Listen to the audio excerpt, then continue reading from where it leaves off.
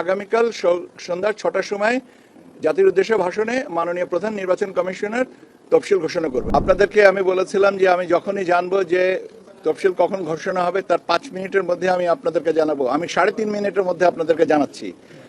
আগামীকাল সন্ধ্যা 6টার সময় তফসিল ঘোষণা হবে এবং আপনারা আগামীকাল সন্ধ্যা 6টার সময় তফসিল ঘোষণা করা হবে।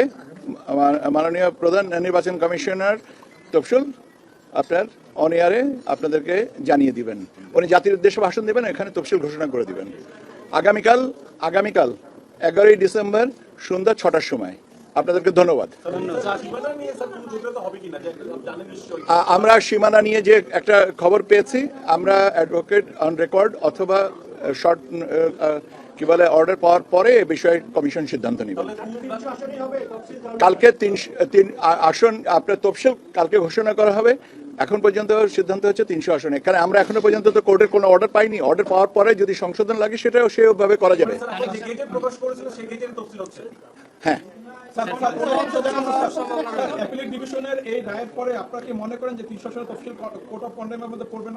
আমার মনে হয় না, কেননা এই কারণে যে আমরা এখনো পর্যন্ত কোনো আপনার অর্ডার আমাদের হাতে এসে পৌঁছায়নি।